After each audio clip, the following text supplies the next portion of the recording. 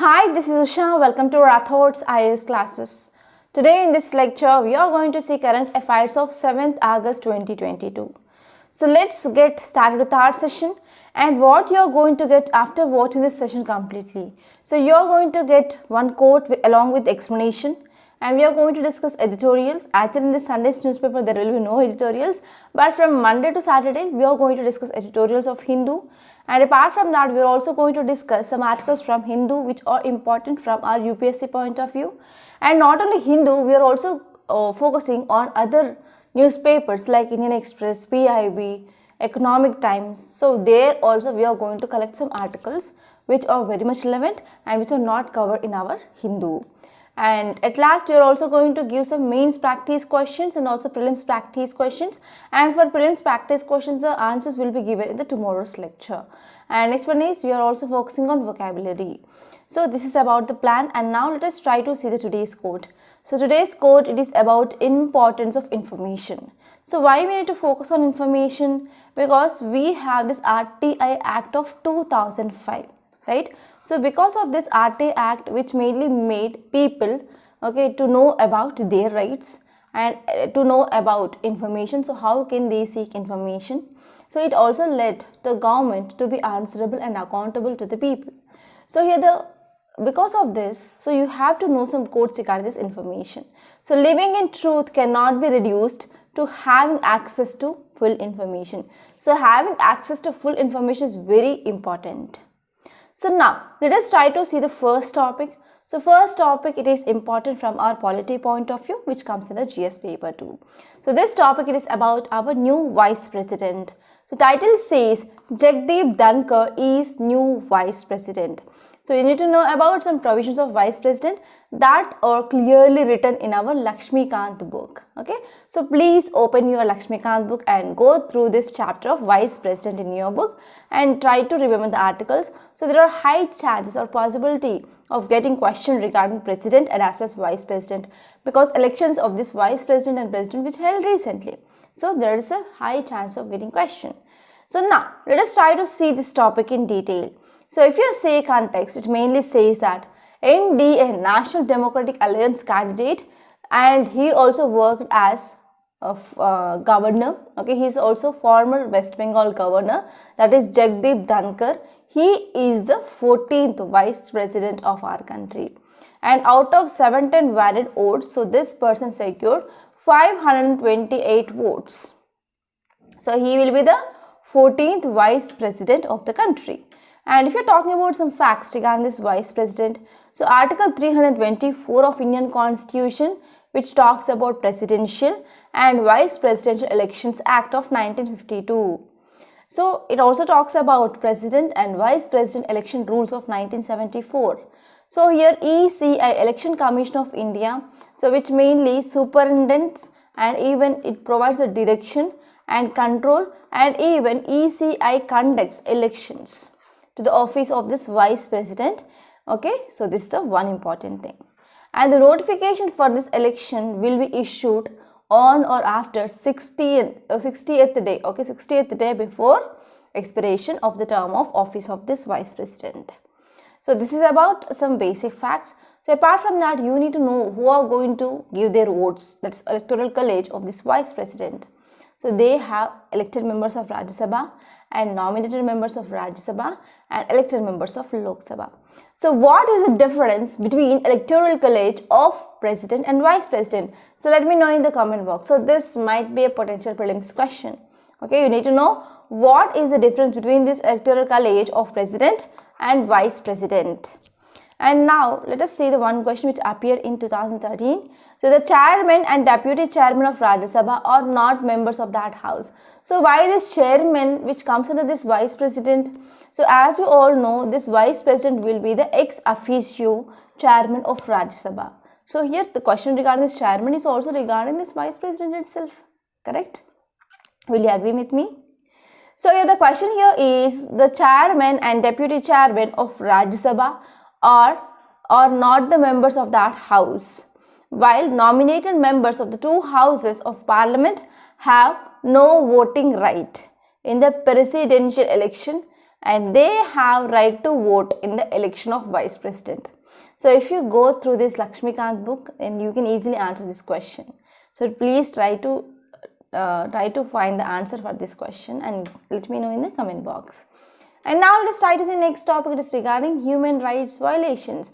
So Odisha government denying data on human rights violation. So here Odisha government which is not giving the information regarding human rights violation. So this topic is important from our RTI Act of 2005. So now let us try to see this topic in detail, and this topic is important from your ethics and even from your governance point of view. So in ethics, if you have gone to the syllabus, so there is a separate topic of this RTI Act in your syllabus. And in the governance, so this RTI Act is very important because it is focusing on accountability and transparency. Now let us try to see why it is in news. So human rights activists in Odisha, they have alleged that state government is conveniently taking refuge under Section 24 of Right to Information Act, and it is not providing information to the public. So public, they asked information regarding human rights violation, but here government which is using this Section 24. So this Section 24 talks about exemptions, and it is citing this Section 24 of Right to Information Act, and it is not providing information to the public. So this Section 24 of this RTI Act, which exempts certain intelligence and security organizations from the ambit of this transparency law. So it is talking about exemptions. So if you focus on some important details, the State Home Department requested to supply incidences of police firing, restaurant deaths, probe details, and action taken report. Okay, and also regarding compensation paid to victims for firing between 2010 to 2022. So between this 2010 to 2022, here how many incidents of this violence happened?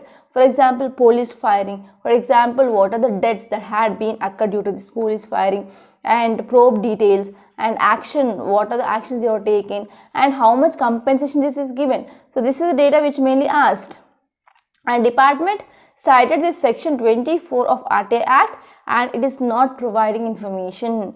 So what is this Section 24 talks about? So this Section 24 which is saying that Act shall not apply to this intelligence and security organizations. Okay, they cannot or they may not give the information. For example, regarding corruption, for example, regarding human rights violations, they shall not be excluded. So now let us try to see what is this RTI Act of 2005. So as it is a parliamentary legislation, and this act which sets rules and procedures regarding citizens' right to information. As you all know that right to information, it is implicit in this right to freedom of speech and expression. So as it comes under Article 19 subclass 1A, right? So here this Right to Information Act of 2005, it was an effort by Parliament to consolidate this implicit fundamental rights of citizens. So this is about this topic. And now let us move on to the next topic. It is regarding Idukki reservoir. As you all know, there is heavy monsoon downpour is seen in Kerala, and that led to increasing of river water levels, and again once again flooding is happening. So here this article is talking about Idukki reservoir. So now let us try to see this topic in detail. So here what happened, shutter means gate of this Chirutoni dam in Idukki, that will be raised. Okay. So because of that, what happened, there is a releasing of excess water from this Idukki wire happens. So because of this, it might leads to floods. If you see some important details here, Kerala State Electricity Board, so which mainly manages this Idukki reservoir, and it put the reservoir on the red alert on Saturday morning after there is increasing of water level in this Idukki reservoir. So this level has been rising because of rainfall in the catchment area and even release of water from this Mullaperiyar dam. Okay, so because of this there is increasing of water level at this Idukki reservoir. So this is this Idukki reservoir. Okay, so now let us try to see the map. So I will try to show the map of this Idukki. So where it is exactly located. So here in this Kerala, I hope you can see on the screen, this is Idukki dam in Kerala. So let me zoom in so that you can have a clear picture of this Idukki dam. So here you can see this is Idukki reservoir and here we have this Idukki dam. So let me focus on this Idukki dam itself, how it looks. So here in this area we have this Idukki dam. So here this is our Idukki dam and it is located on this river Periyar. So you have to remember that is river Periyar. Okay, and here we have Idukki Arch Cut Dam, that is also rock cave, and this area, this is the reservoir of Idukki, and here we can see this is the Idukki Wildlife Sanctuary also. So these are some nearby areas that you have to remember. And now let's come back and let us try to see some facts regarding this Idukki Dam. So Idukki Dam, it is a double curvature arch dam and it mainly constructed over this Periyar river. So this will be very important. And it is about 168.91 meters and it is one of the highest arch dams in Asia. And actually there are 3 dams and 2 saddle dams are present in this area, like Kulamavu Saddle Dam and as well as Kulamavu Saddle Dam in the right bank. Okay, so these are the 3 dams that are present in this area. And now let's try to see next topic. It is regarding camera traps. So tigers in wild captured by camera traps. So this article is important from our environment and ecology, which comes under our GS paper 3. And now let us try to see this topic in detail. So context says that so 2-day exhibition displays images from the first ever documentation of big cats in AP forest. Okay, especially in the Nalamalai Tiger Reserve. So here what happened, this study says that so most of the images of these tigers, they had been displayed, okay, so they mainly captured by these camera traps. So you have to know what is this camera traps. So already we discussed about International Tiger Day, right? So we already discussed about this Project Tiger and conservation measures that are taken in our India. So now let us try to focus on these camera traps. So camera traps are nothing but, so there is a fixing of cameras. For example, if you see this is the tree and here on this branch we are going for setting up of camera. So these are remote cameras and these cameras, they take the photograph when the sensor is triggered by the movement of animal. So whenever there is any movement of animal, so it is going to take this pictograph or photograph, and after that it also sends those image in the real time to the operator as well. So in this way here, this technology which is very much helpful for sampling of animal populations. And now let us try to see next topic is regarding artificial intelligence solutions for real-time inputs for the army. So this article is important from your GS paper 3 under science and technology. So artificial intelligence is one of the important area where you can get most of the questions from your GS paper 3 and also in your essay. So please be focused on this artificial intelligence. So now let us try to see context. It mainly says that to take advantage of the developments of artificial intelligence. So because of advancements that we are seeing in our artificial intelligence, so Army also had revealed that in the past several years, so what are the developments, what are the real-time inputs, so they came up with in the various fields. So now let us try to see so how we can use this artificial intelligence in this Army.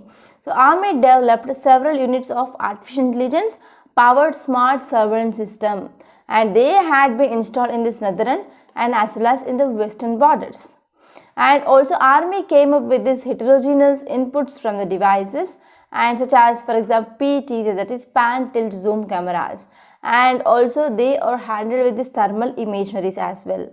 And artificial intelligence real-time monitoring software, so it also had been deployed for generating intelligence in the counter-terrorist operations. And if you talk about what is the significance, why we need to use artificial intelligence in this Army. So here what are the data that we are getting, okay, that will helpful for the driving of solutions based on the ground level situation. So because of this we can use this artificial intelligence. Okay, so this is about this topic, and now let us try to see next topic, that is regarding rock agama. So this article is important from your environment and ecology, which mainly comes under your GS paper 3.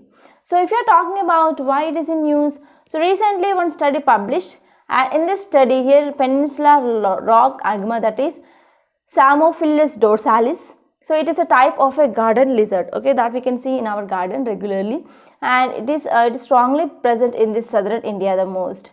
So what happens to this lizard, which is mainly facing some problems due to the habitat loss and even some other features of urbanizations, they have been affected the presence of animals in the urban centers. So first one here is this peninsular rock agma. So it is a type of garden lizards, and this study which is about this peninsular rock agma. So if we are talking about details, it mainly says that, so this study which mainly carried by researchers from Indian Institute of Science, that is IISc Bangalore. So in the recent higher education institutions ranking, so what is the rank of this IISc? So let me know in the comment box. You have to revise this current affairs. Okay, there is no choice for you. So here actually this study which conducted by this IISc undertook to characterize urbanization in the region, and also they try to understand where this rock agma resides around this Bangalore specifically. And this study published in the Frontiers in the Conservation Science, and it said that it examined the several environmental factors that could affect the presence of this lizard. Okay, so environment which is having a lot of impact. Okay, and this study which also made a reference is that conservation efforts may point towards retaining rocky patches even while reviving the landscape by planting trees. So here it also said that yes, we can go for conservation of this habitat of this lizards. So we can go for reviving of landscapes, and we can go for planting of trees, especially to safeguard this species. And if you're talking about this lizard, it is a large animal and it mainly looks in black and as well as orange color, and they do not generate their own body heat, but they will be taking heat from the rocks. Okay, so because of this the name we got here is rock agma. So if we're talking about what is the significance of this study, so here whenever we are understanding the effect of environment urbanization, yes, we can take some steps. Apart from that, actually it also acts as an indicator. So it mainly indicates the various parts of cities where they are warming, and even their number also shows that food web is changing. So in this area, so this study is very important, and this is significance of the study. And now let me make a small announcement. We in Rathod's IS, we came up with this prelims test series 2023, and today the first test, it is going to be started at 10 o'clock. Okay, so in the first stage test, it is regarding polity, and I gave you the detailed schedule of this prelims test series in the description box. So the cost of this test series here is 3,000 rupees, and you are going to write 30 tests. It is just 100 rupees per test. So try to join this test. So we are not compromising on the quality. So this will be very important to clear your prelims. Okay, if you want to clear your prelims, you have to take this course. And apart from that, we also came up with this foundational course for UPSC CSE 2023 and 2024, and that is a full course of GS, and we are going to provide more than 600 hours of classes. And apart from that, there will be one-to-one mentorship, and we are also going to give you the PDFs in the soft copies, and we are dealing with each and every topic in a detail. So even if you are having zero knowledge about this also, so after watching those videos, then you will be in a condition to write answer and to guess the correct answer for this prelims questions and the mains questions also. And one more thing here is we came up with this mains answer writing practice course, and this course, the admissions are going to be closed on 10th of August. So try to join this course. So this course is also very beneficial, and today there is a first webinar for the students who join in this August batch. And here how this program will go. So first we will be giving schedule. Based on that you are going to prepare, and daily one question will be given at 10 o'clock in the website, and you have to start your stopwatch or timer, and you have to write answer, and you have to send that answer in a PDF format, okay, to the mail ID that we are going to give you. And there will be evaluation for the experts, and corrected copy again will be sent to your email ID, and you will be checking the feedback, and finally you will try to improve. So apart from this, we also provide you live webinars and one-to-one mentorship as well. So this is about this course. And now let us try to see next topic. Title says, what is a carbon market and why does India want to create one? So this article is exclusively important from your environment and ecology, and you have to know about what is this carbon market and what is the significance, why we want to come up with that. So now let us try to see why it is in news first of all. So here the creation of domestic carbon market, it is one of the most significant provisions. Actually recently one amendment which mainly made. So in that amendment, so we mainly focused on this carbon market. So that amendment is the Energy Conservation Amendment Bill 2022. So what is the significance of this carbon market? So this carbon markets that allows the trade of carbon credits. Okay. So we are going for trading of this carbon credit. So what is this carbon credit? So if we are talking about the carbon credit, it is nothing but the permission or the permit that allows the owner to emit a certain amount of this carbon dioxide and even other greenhouse gases. So there is a permit, so there is a limit. So beyond that you should not release this carbon dioxide or any greenhouse gases into the atmosphere or into our environment. So this carbon markets which allow the trade of carbon credits. So what if, for example, I had a license that I can release this 50 units of this carbon dioxide, but I released 100 units. So what is the condition that I have to face? So I have to go for selling of this carbon. Okay, that is the selling of this carbon credit for the person. So for example, for one more person, he had to spend he had the limit of 50 carbon dioxide units he can spend, but he didn't spend any one, so he didn't release anything, that is 0. So that I can sell the remaining 50 for this person, that is called as a carbon credit trade. And this carbon markets which allows this trade of this carbon credits with overall objective of bringing down the emissions. So the important objective here is to bring down the emissions, and these markets, they create incentives and they focus on reducing of emissions or improving of energy efficiency as well. Okay, so this is about this carbon credit. And if you are talking about under which protocol, so we are focusing on this carbon markets. So under this Kyoto protocol, so it is a predecessor of this Paris agreement. So carbon credits, they had been worked at the international level as well. So at the domestic level and even at the regional carbon markets, they are already functioning in several places. For example, in Europe, we have this emission trading schemes, etc. In the same way, we can go for this creation of this carbon markets. So similar scheme for incentivizing energy efficiency, which has been running in India for over a decade now. So here we have this BE scheme and we have perform achievement trade scheme, etc. So in this way here we can also go for this carbon markets. So carbon credit means nothing but whatever the permit that is given to that will allows the owner to emit a certain amount of this carbon dioxide or other greenhouse gases. And now let us try to see next topic. It is regarding Cabinet Secretary.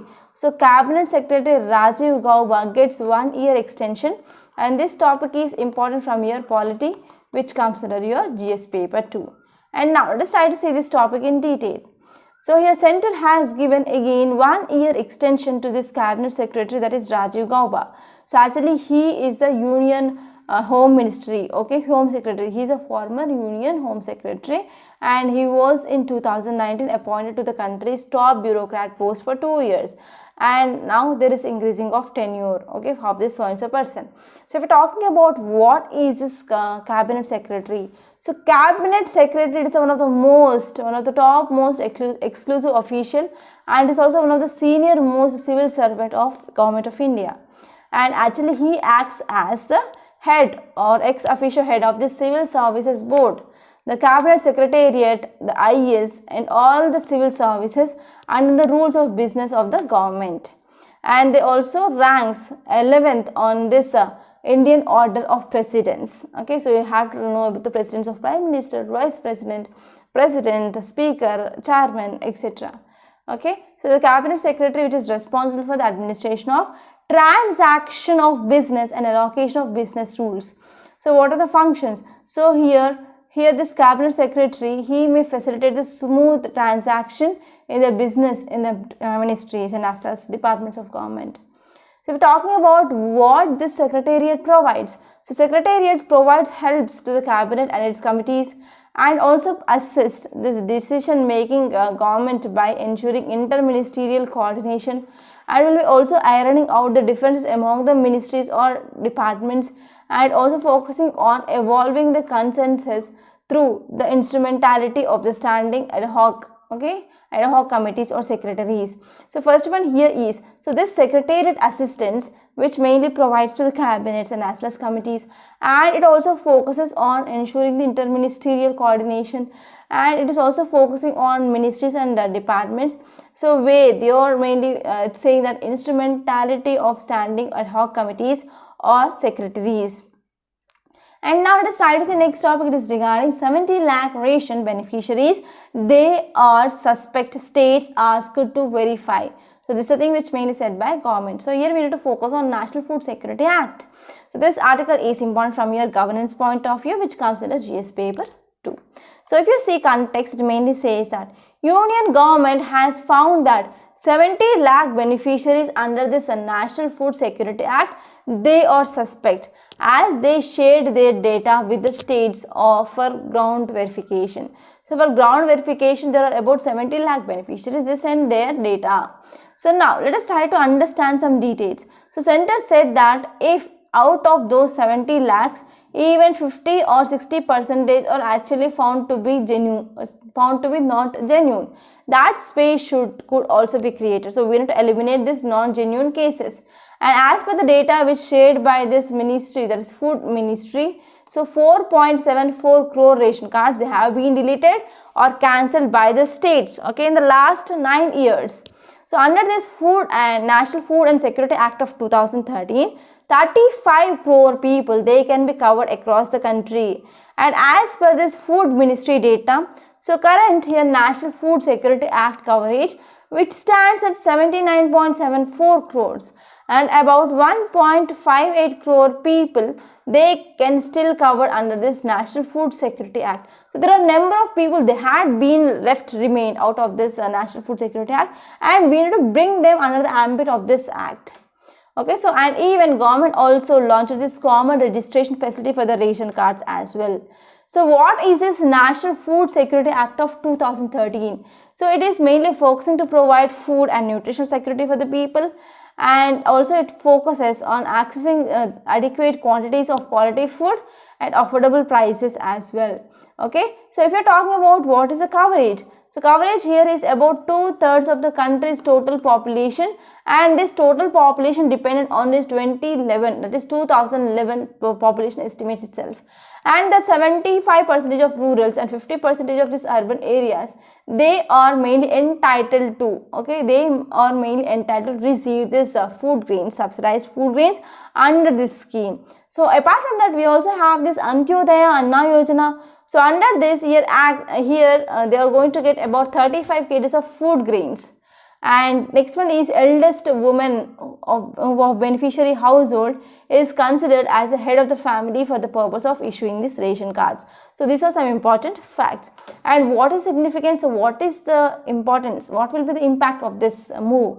So it will be beneficial for agriculture sector because they are going to get good prices like MSP, and that will also create job opportunities, right? Because this agriculture is one of the labor intensive industry, and that will be also helpful for boosting of economic growth also. And the next one here is health benefits. So whenever we are having access to the nutritious food, yes, automatically that will improve our overall health. And if you're talking about this food security, it is also very important for the nation's global security and as well as stability. So this is about this topic. And now let us try to say prelims practice questions. The first one is regarding National Food Security Act, and this question is not new, it appeared already in 2018. And next question is regarding reservoirs in states. Yes, you can expect this type of questions in your prelims. Try to answer that. And next one here is Chief Secretary. So question is regarding Chief Secretary.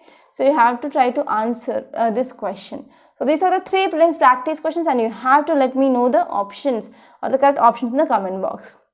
And now let us try to see the topic of the day. Topic of the day here is geostationary, okay, orbit. So what is this here in this image? You can see there is one middle line, that is our equator. Equator is 0 degrees latitude. So above this equator, so this orbit which will be there, and it is at a distance of 35,786. So in this orbits, we will be having low Earth orbits, we will be having medium Earth orbits, and as well as high Earth orbit. So it mainly comes to this high Earth orbit.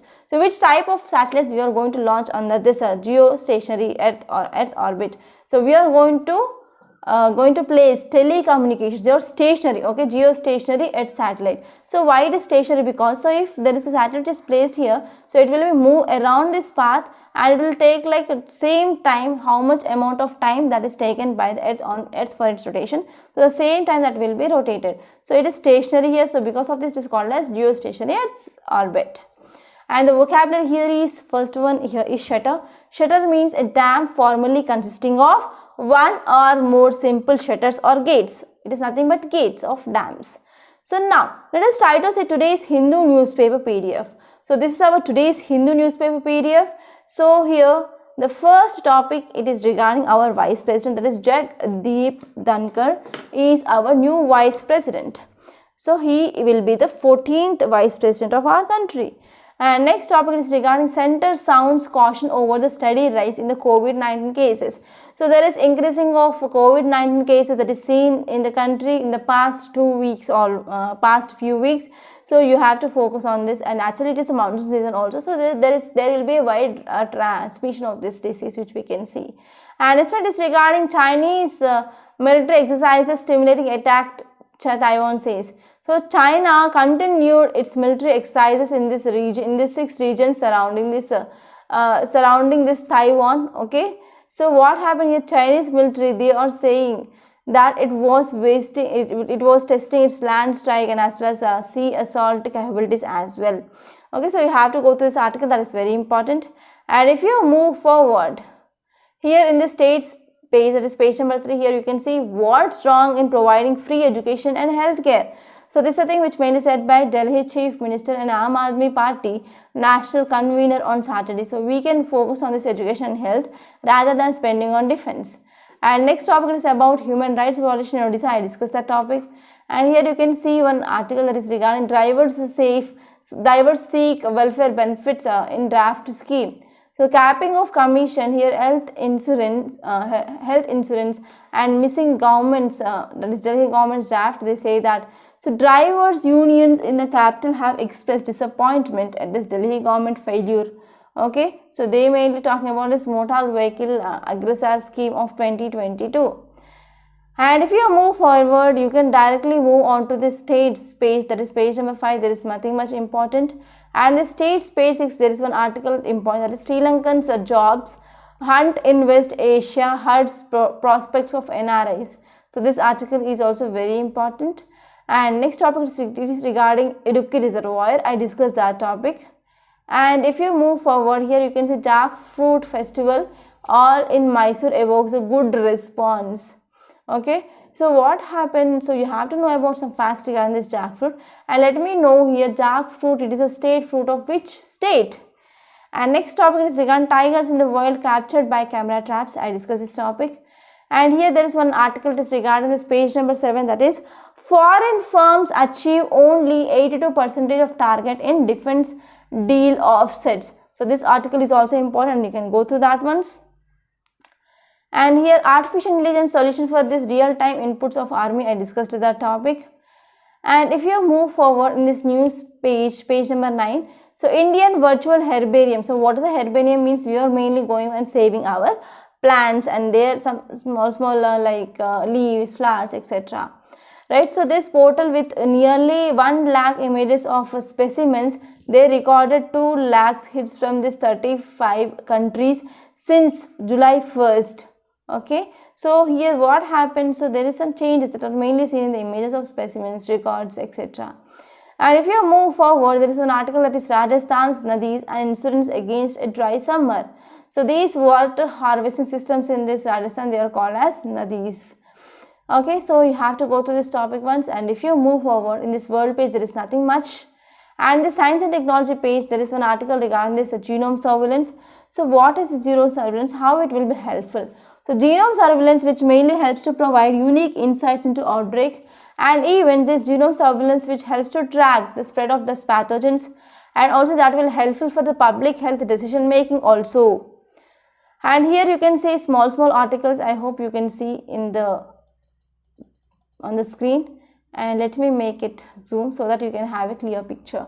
So here the article says growing concerns. So researchers, they should sound that alarm about the use of machine learning to make predictions on the basis of data patterns. So at times here methodological pitfalls, they could lead to widely over optimistic conclusions. And next one here is predicting shapes. It is talking about 3D shape of almost any protein known to science will be as simple as typing the Google search. So this is also very important. And if you move forward here, you can see tire warning. So risk management strategies for flood and droughts may not reduce the effects of unprecedented events. So researchers analyzed that the data set of 45 pillars of food or drought that occur in the same area in the different point of times. So this is about this topic. And if you move forward, there is one article regarding this rock agama. So I discussed this topic. So there is no need of explaining, right? So now let us try to move forward fast. So in this FAQ, there is one question, there is one topic that is regarding why Taiwan caught between US and China. So you have to locate the location of this Taiwan, and you have to see what are the issues between this China and as well as USA. In yesterday's lecture, we discussed this topic.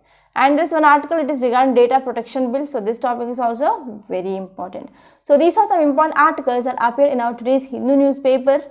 So by this I'm concluding. So if you are new to this channel, Rathod Science Academy, so try to subscribe to this channel and hit the bell icon so that you will be getting regular notifications. And apart from that, you can also join the Telegram channel for this today's PDF. So by this I'm concluding. Thank you so much.